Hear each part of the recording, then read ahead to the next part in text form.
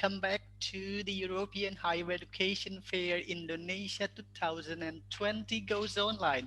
This is Institution Webinar Series. My name is Lukman and I'm going to be moderating this webinar. The last session will be represented by Nottingham Trent University. Please stay tuned until the end of this webinar because we will hold a question and answer session. If you have any questions about the presentation or anything related to Nottingham Trent University, you can submit your questions in the YouTube's comment section anytime throughout the presentation. And now I would like to welcome the representation from Nottingham Trent University. The time is yours. Hi, thank you very much. Okay, so thank you very much everyone for joining this session to learn a bit more about studying at Nottingham Trent University in the UK.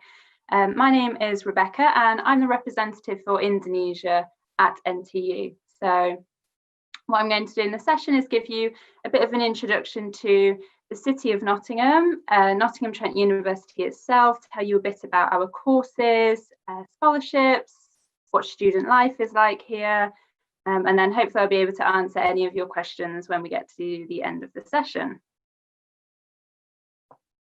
Okay, so why do students normally choose Nottingham as a study destination in the UK? So one of the main reasons is that Nottingham has a really good location right in the centre of England. So we're in an area called the East Midlands. So you can see the big dots in the middle of the map there is Nottingham, so quite centrally located. Most of the major cities within the UK are within a couple of hours of Nottingham. So that includes London. So London's just under 2 hours on the train. And it's quite easy to get around to the other cities like Manchester, Birmingham, the places with the international airports, things like that, all are very accessible from Nottingham. It's also one of the biggest cities in the UK. So another reason that students choose to come here, it's a big city with a big student population. So about 60,000 students in total studying in Nottingham at the two universities. And Nottingham is also one of the UK's most affordable cities. So it quite regularly ranks in the top 10 of most cost-effective places for students to study and live. So your living costs, eating out, your accommodation, things like that are all really reasonable costs in Nottingham. So those are some of the reasons that students will choose to come and spend their time in Nottingham for their studies. And it really is a great student city. So as I mentioned before, there are 60,000 students in Nottingham, and that's at the city's two universities. So there's a really good environment for students, lots going on, a really great atmosphere. It's one of the UK's youngest cities. So we actually have more under 30s than any other city apart from Manchester. So a really young, youthful population, which means there's always lots happening and lots to do in terms of the student lifestyle within the city. So whether it's culture and history that you're interested in, museums, galleries, art house cinemas, whether it's sports, Nottingham's great for sport. We have restaurants offering things from all over the world. Nightlife is really great in Nottingham and it's really good for shopping as well. So there's always lots going on, and you can see here that in the most recent Sunday Times survey, when they looked at the best places to live in the UK, they described Nottingham as fun, funky and affordable. So hopefully that kind of sums up some of the things that I've just told you about Nottingham. So why do students choose to come to Nottingham Trent University? So here are a few of the reasons that students will come and study at Nottingham Trent University. So we were recently awarded the University of the Year award by The Guardian. So that recognised lots of different things from our teaching, our investment in facilities, our outreach programs, all sorts of things like that. So you can see here we've invested 450 million in our facilities over the last few years. And when you're here, what we try and offer is a really an international community. So staff and students from over 150 different countries studying and working at the university. We do have a TEF Gold Award. So in the Teaching Excellence Framework, we were awarded the highest rating of gold. And we have a really good recommendation score. So the number of our students that have really enjoyed their time here and would recommend studying at NTU to someone. So 93% of our students would recommend studying at NTU. So some of our courses, this is just a few of them. We do have over 500 courses, so I'm not going to list all of them. So obviously we offer undergraduate and postgraduate courses in a huge variety of areas. So you can see some of those here. The things do vary. The courses are different at undergraduate and postgraduate level. So the course that you find at undergraduate level, we will probably offer something similar at postgraduate level, but it would be more specialist, it would be more focused. So some of the key areas here that rank within the top 5, the top 10, the top 20 in the UK are things like art and design, management, marketing, accounting and finance, psychology. There's quite a variety of different courses, even within those areas that you could consider studying. So on our website, we do have a really comprehensive course program list. So you can search on there for any subject that does interest you, and you'll see the variety of courses that are offered at either undergraduate or postgraduate level. But like I said, there are a lot of them, so I'm not going to go into too much detail about those just now. So our courses are split across different campuses. So we don't just have one campus where we offer our courses. Courses are offered over our 3 main campuses that you can see here. So City Campus, Clifton Campus and Brackenhurst Campus.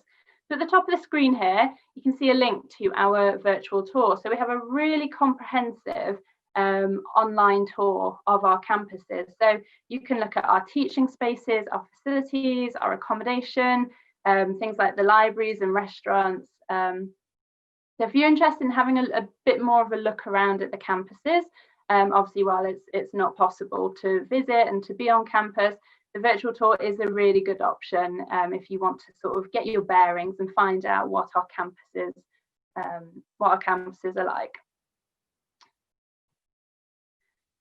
So I'll tell you a little bit more about each of the campuses because where you study will depend on the subject that you're studying. So our City Campus is our biggest campus.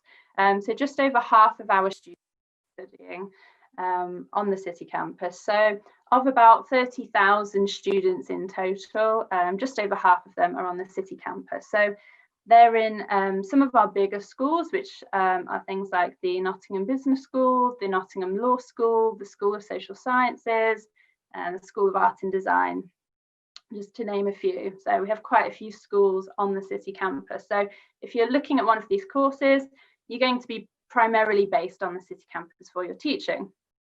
And the campus has everything, offers everything that students need in their student life, for their studies and for their outside of their studies. So we have accommodation on campus, we have the Students' Union, there's a shop, there are bars and restaurants, we have gym and other sports facilities here, and then we have our main central library here as well. So that's City Campus. As the name suggests, it is on the edge of Nottingham city centre. So you're not far from all of those things that we talked about before, about what's on offer in Nottingham. When you're on the City Campus, you're only about a 5-minute walk from all of those things. So it's a really great location, living essentially right in the city centre. We also have our Clifton Campus, so a bit of a smaller campus, not as big as the city campus. So about 8,000 students studying here, and a few less schools as well. So 3 of our schools are here. So the School of Science and Technology, Arts and Humanities, and the Institute of Education.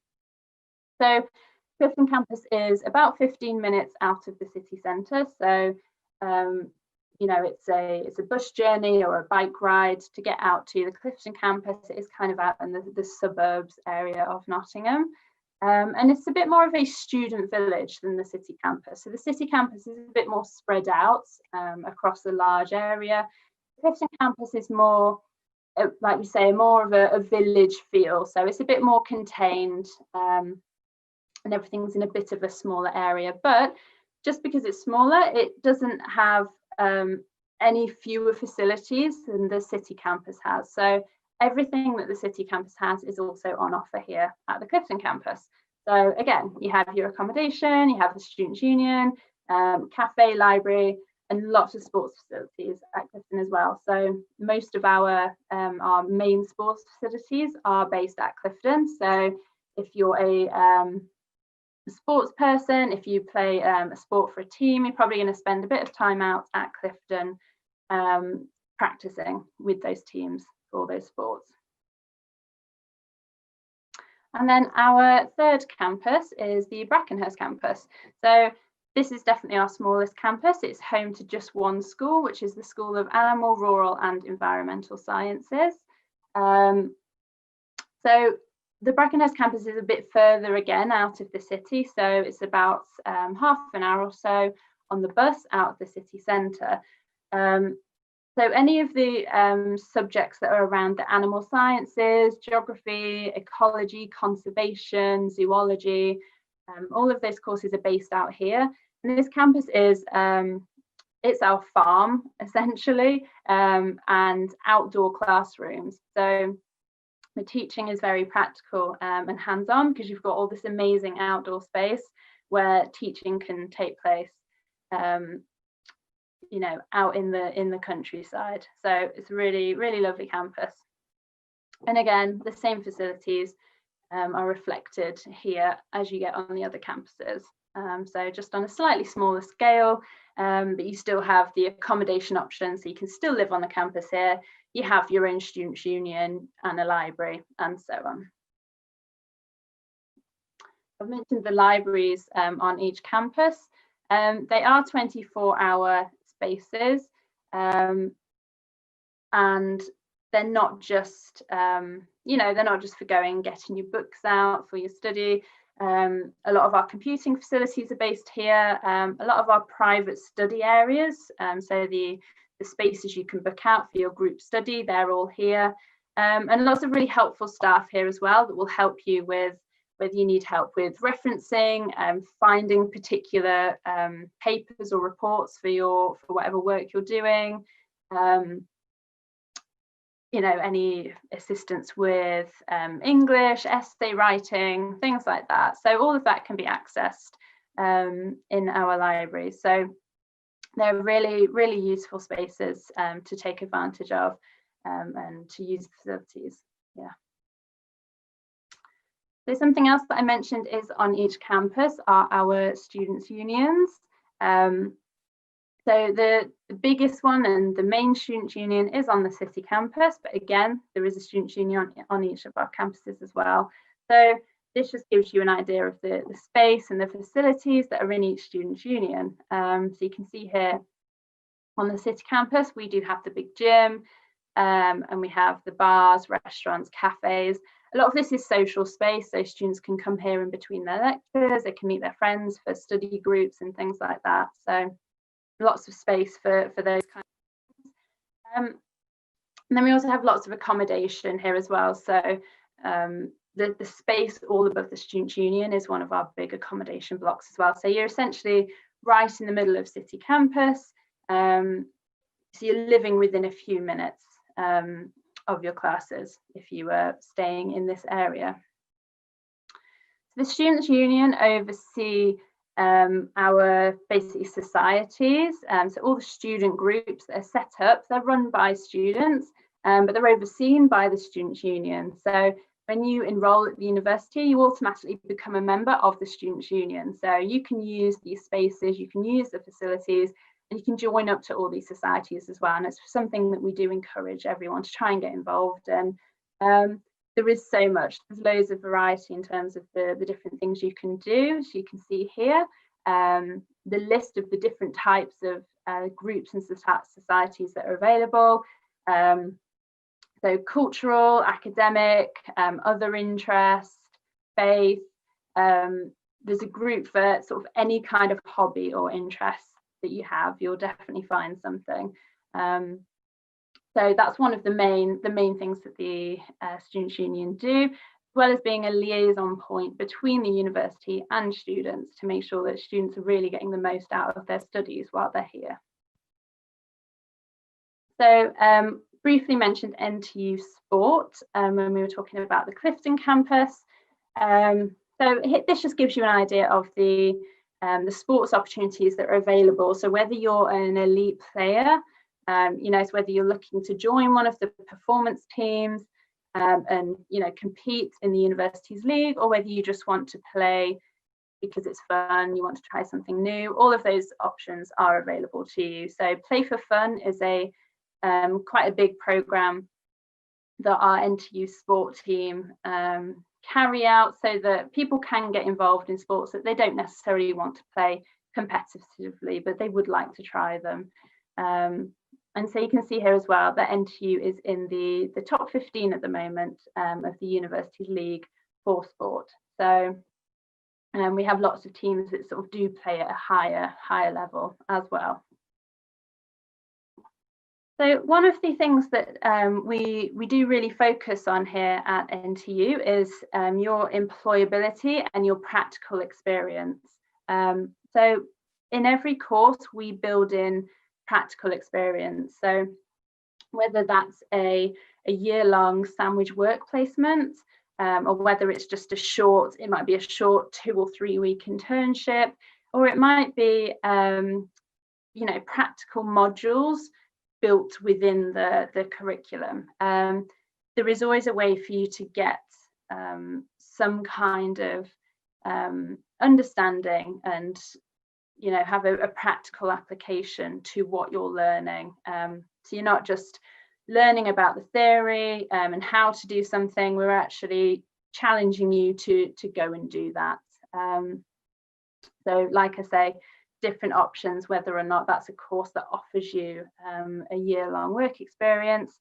A lot of the time that is optional as well. So many courses offer that, but you don't have to take that, and there would be other opportunities built in where you could get some of that practical experience. So you can see here that a really high percentage of our students do go on to either further study or a role within 6 months of graduating. So 97% of our students are achieving that. Lots of students as well who are getting work placements. So NTU at the moment is in the top 10 for the number of students that are getting those work placements. A lot of students who are getting a year-long placement as part of their degree, and they're going out and they're working within a company for a year, putting into practice what they've learned, learning new skills, and then bringing those back for their final year, their final semester, things like that. So something that we really focus on, and we will really encourage you to expand your, you know, your relevant work experience within the industry that you're looking to work within.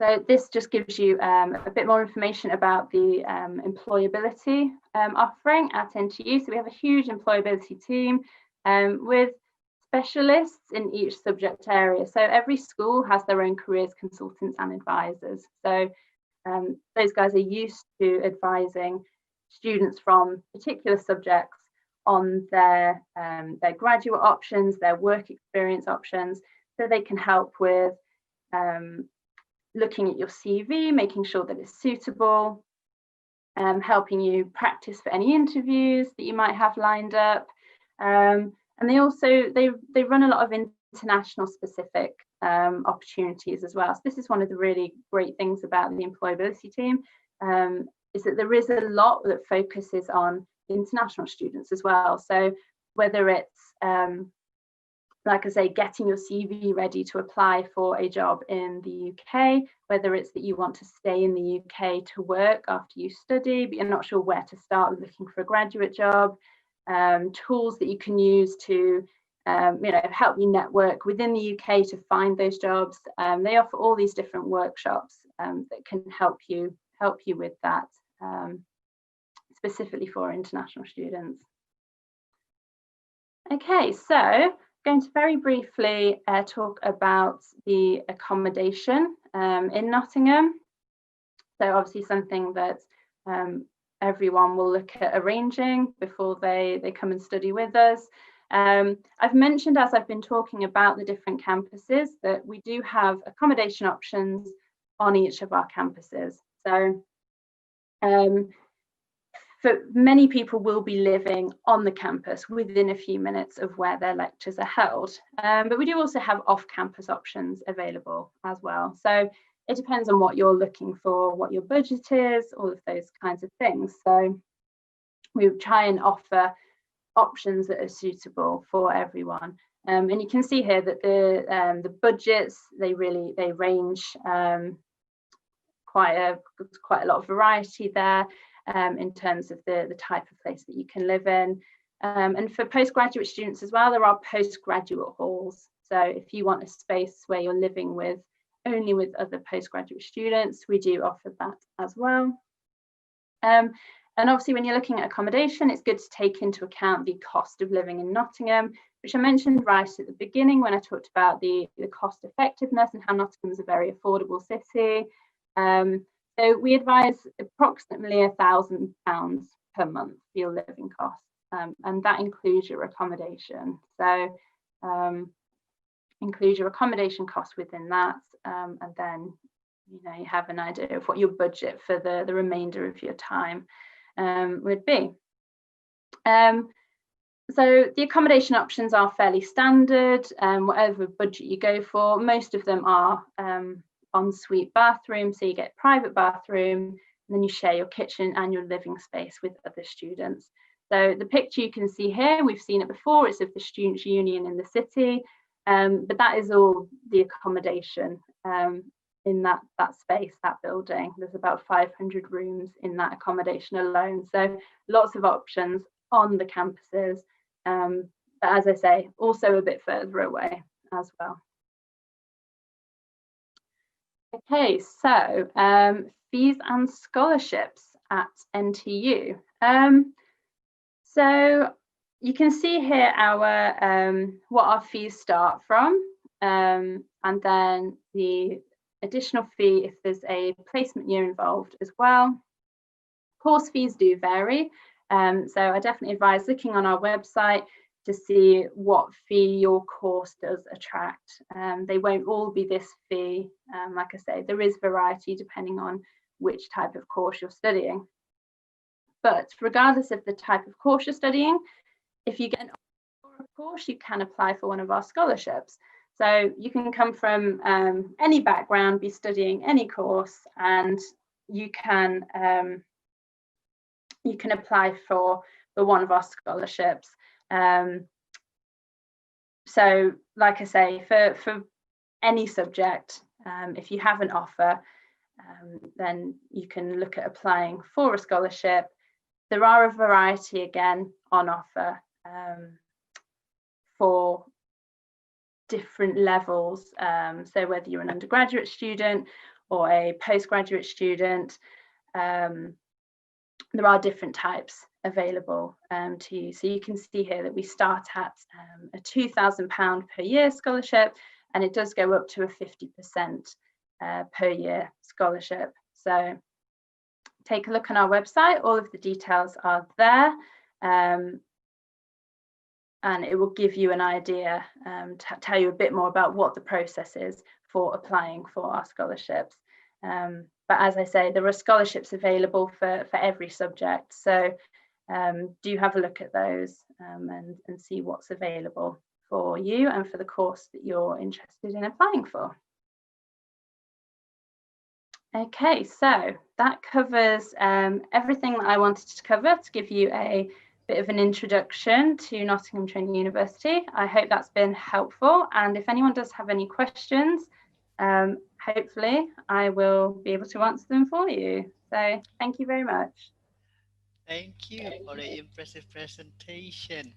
It's really interesting to know information about NTU. And now we're down to the question and answer session. So if you have any questions, you can just type them down on our YouTube's comment section. Let's get started. So, what are the requirements for GPA and IELTS? Can you say roughly? Yeah, so for a master's degree, we're looking at most courses are probably, you need probably around a 3.0 GPA. Some are a 3.2 GPA. Some might be a little bit less. The IELTS is fairly standard through all of them.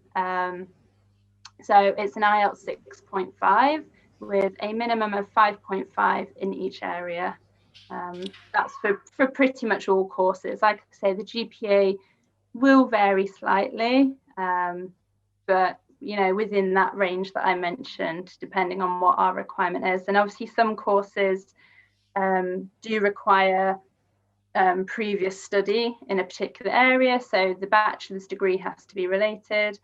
And then obviously some courses do require things like a portfolio, perhaps. So if you're looking at a design-based course within the School of Art and Design, a portfolio might be an additional element as well for the entry requirements. Okay, next question. Do the PhD applicants have to submit their research proposal upon applications? I believe the graduate school do ask for that. The PhD applications are handled a little bit separately to our normal admission. So it is our graduate school that assess those. I know most applicants have usually already got in touch with the potential supervisor before with their research proposal. So it is worth looking on our research pages just to see if there is anyone there that you would like to get in touch with and to chat things through before you apply. But do feel free to drop me an email as well if you have any questions, if you want to double check anything about a PhD application, and I can always consult with the graduate school as well. Okay, there are many questions about the programs and major, but I believe our watchers can get into the website there. It's obvious on the screen. So next question, will the 2021 academic year be held online? And do you offer an online or virtual program so far? Yeah, so for 2021, obviously we're not really sure at the moment what that's going to look like. Obviously, hopefully things will be a little bit more back to normal, and we'll be looking at a bit more on-campus teaching. At the moment, we have been doing blended learning. So most courses have been both online and in person, with varying amounts of each, depending on the type of course. Hopefully for September 2021, things will be back to on-campus learning, but we will just have to see how it goes in terms of the regulations and things. There are some online-only programs though, so we do have some that are completely online distance learning as well. So they're all on the course search on the website as well. So just having a look for those. If someone wants to just stay in their own country, see if there's a program that's offered online. Okay, next question. We have LPDP scholarship from Indonesian government. Is NTU one of the listed universities? I assume they're talking about the LPDP. Yes, correct. Yeah. No, we're not currently on the list for LPDP, I'm afraid. Okay. Next question. If we are interested to apply, what are the documents we need to provide? Okay, so the main documents are so that we can assess your academic qualifications, obviously. So your transcripts and certificates from either your degree, or if you're applying for an undergraduate degree, transcripts and certificates from your diploma or your A levels, anything like that, if you have already had them. You don't need your IELTS to apply. You can take your IELTS later. So the main thing is your academic qualifications, and personal statements. That is a requirement as well. As I mentioned before, there are some other requirements for some courses. So it's always worth checking the entry requirements section on the course page. As I mentioned before, portfolios. If someone was applying for a fashion design course, we wouldn't be able to give any kind of decision until we had seen the portfolio. So we would need the academic qualifications plus the portfolio as a minimum. So it varies a bit by course, but those are the main ones that we would need. Okay, so if the applicant is an employee, should the reference of letter be from the lecturer only, or from the for the employer as well? Yeah, so again, this can vary a bit depending on the course. Most courses will ask for an academic reference. There are some courses that might ask for an academic and a vocational reference. So where work experience is particularly important for the course, they would ask for, say, a vocational reference. But again, it would outline that on the entry requirements for the course. It would say whether an academic or a vocational reference was required. Okay, next. Is there any transfer program for associate to bachelor degree in NTU for architecture or related studies with fully funded scholarship? Okay, we don't have any fully funded scholarships, I'm afraid. Anyone who got an offer, so if someone was applying to transfer and got an offer, they could apply for one of our international scholarships, but there aren't any fully funded scholarships. In terms of transferring, it's something that we will always look at on basically a case-by-case basis. So again, we would need to look at transcripts and get an idea of what the studies have been so far, and then we would see whether we could consider a credit transfer. Okay, next question. Are we applying to NTU via UCAS? Uh, Um, oh, sorry. that's fine. I heard the person said that I heard the application deadline is in January 2021. If the person's diploma will still be issued on June or July 2021, can the person still apply in January? Yeah, so if you yeah, so they're obviously referring to the UCAS deadline, which is typically in January. So what you can apply obviously with pending qualifications. If you haven't already achieved your qualification, you can apply and tell us that that's what you're currently studying, and that your graduation date is in the summer.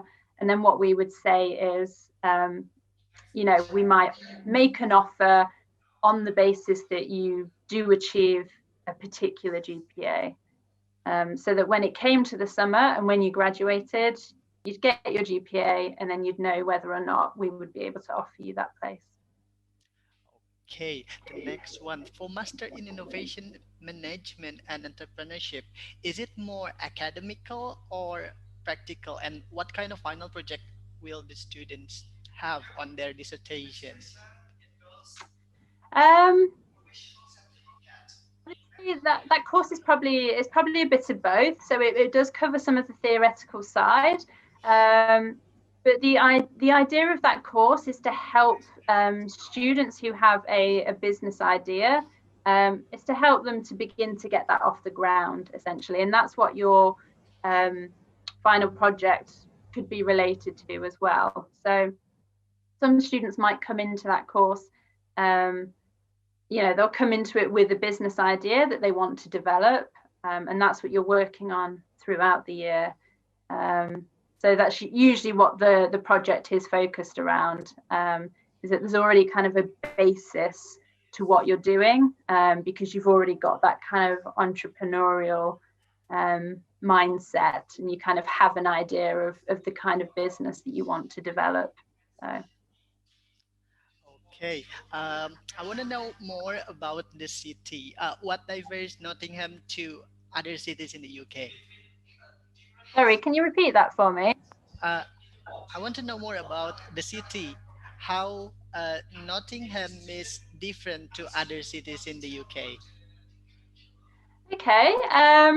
Yeah, so Nottingham is quite I think because Nottingham is technically one of the biggest cities in the UK. As I mentioned sort of at the start of the session, it is one of the UK's biggest, but it's actually quite a nice compact city. So it makes it really easy to get to know people, to be part of the community, to get around the city and to kind of explore everything while you're here. And one of the things that probably makes it a little bit different is I suppose like the creative side, and it has quite an individual. It's quite difficult to explain. There are areas of the city where we have lots of, like individual independent shops, businesses, restaurants, and cafes, and they're the kind of areas of the city that make it stand out and make it different to other cities. They're the things that are quite unique to Nottingham, little places and little areas of the city that you wouldn't find in other places. And obviously, we have Robin Hood, which other cities don't have. So That's exciting. Robin Hood is what makes us unique. Okay, it's almost the end of our session. There's still a few questions left. What would be the biggest challenge for international students, especially the ones from Southeast Asia?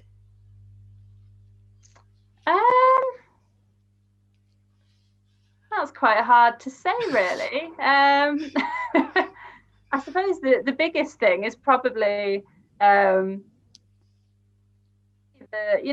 time difference and being so far away and getting used to that. I don't think students have any difficulties with integrating into the city, into the university. The city, as well as the university, has a really great international population and lots of different international communities.